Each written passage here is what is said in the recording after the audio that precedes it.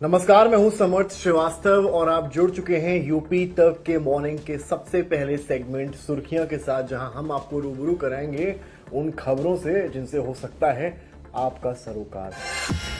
सबसे दर्दनाक खबर कहीं से आ रही है तो वो वैष्णो देवी से आ रही है। जिस तरह की घटना वहां हुई है, लैंडस्लाइड और तमाम तरह की बातें वहां सामने आ रही हैं। अब तक वैष्णो देवी मार्ग पर 34 लोगों की मौत हो चुकी है। इनमें 11 लोग उत्तर प्रदेश से आते हैं। मुख्यमंत्री ने ऐलान किया है कि जो 4-4 लाख की जो मदद है उसका ऐलान मुख्यमंत्री ने यहाँ किया है। और कश्मीर में, जम्मू कश्मीर में 115 साल का रिकॉर्ड टूटा है। कई नदियां खतरे के निशान के ऊपर बह रही हैं। इस बीच में मुख्यमंत्री ने वैष्णो देवी यात्रा मार्ग पर प्राकृतिक आपदा की चपेट में मृतकों के परिजनों के प्रति संवेदना व्यक्त की है।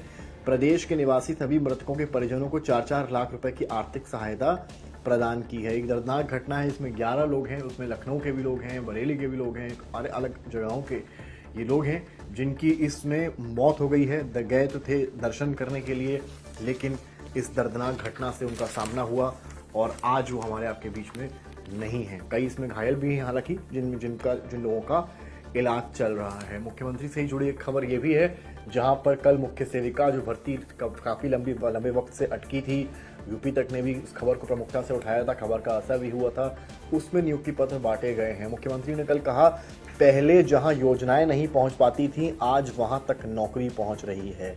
ये बात कही और कहीं ना कहीं विपक्ष पर भी मुख्यमंत्री यहां पर निशाना साधते नजर आ रहे हैं।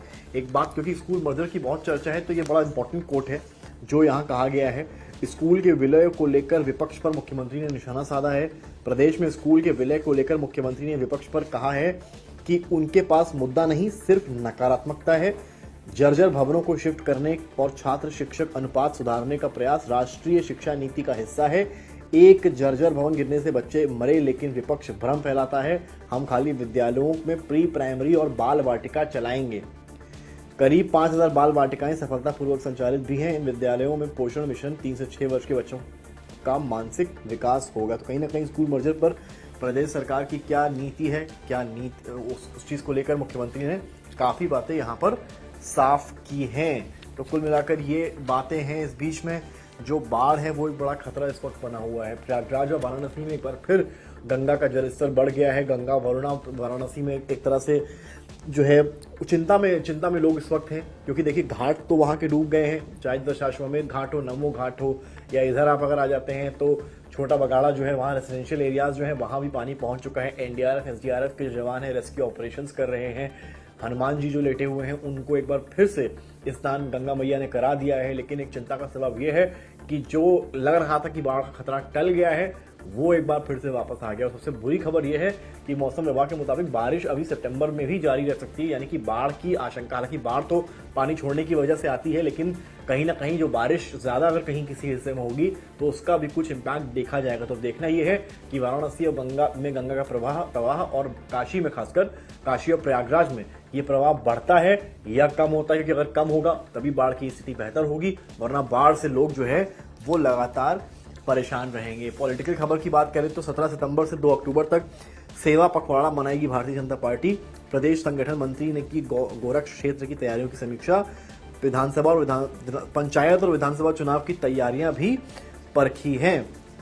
इस बीच में पूजा पाल से जुड़ी एक खबर सामने आ रही है। कल पूजा पाल ने समाजवादी पार्टी की जो महिला नेता हैं उन पर आक्रमण किया और कहीं ना कहीं ये कहा कि अखिलेश यादव को खुश करने के लिए महिला अस्मिता खो चुकी हैं सपा की महिला नेत्री।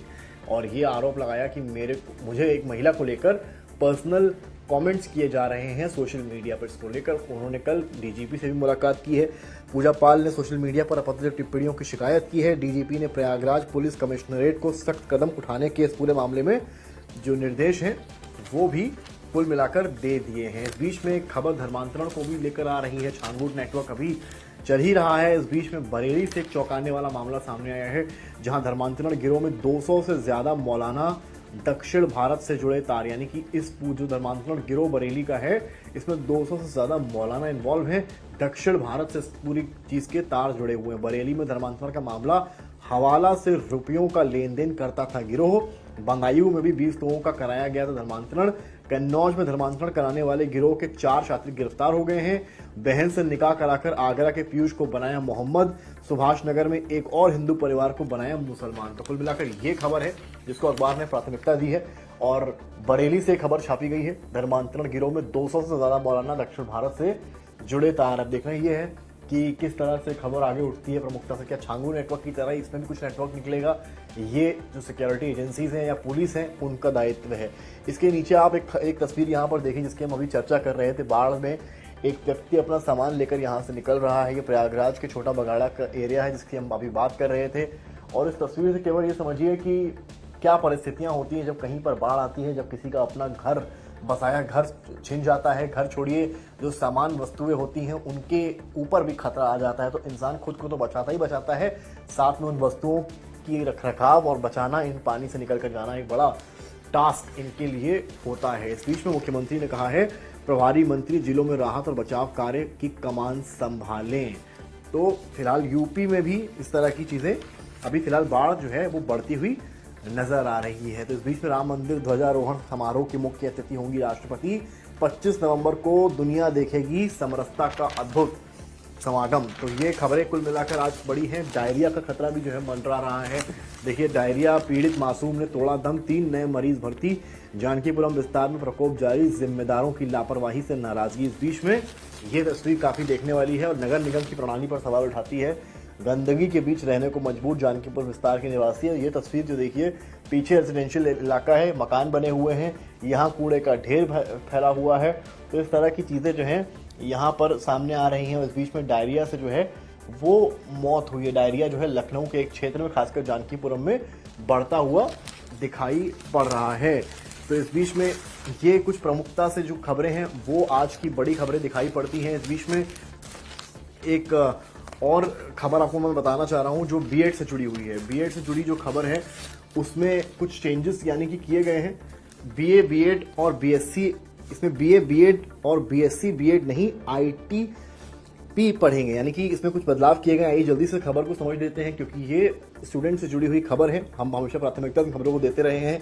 अब 4 वर्षीय इंटीग्रेटेड कोर्स बीए बीएड और बीएससी बीएड कोर्स नहीं चलाया जाएगा। अब इसकी जगह इंटीग्रेटेड टीचर एजुकेशन प्रोग्राम शुरू किया जाएगा। नए पाठ्यक्रम की मान्यता की प्रक्रिया भी अगले महीने से शुरू की जाएगी। राष्ट्रीय अध्यापक शिक्षा परिषद की ओर से इसके दिशा निर्देश जारी कर दिए गए हैं। फिलहाल बीएड कोर्स चला रहे सभी कॉलेजों को अब इन दोनों पाठ्यक्रमों की जगह नया आईटीपी कोर्स लागू करना होगा। अगले शैक्षिक सत्र यानी कि 26-27 से आईटीपी पाठ्यक्रम ही सभी बीएड कोर्स चला रहे कॉलेजों को चलाना होगा। अगले महीने सितंबर के मध्य में एनसीटीई के पोर्टल को खोला जाएगा और मान्यता की प्रक्रिया शुरू की जाएगी। तो कुछ बदलाव यहाँ पर किए गए हैं।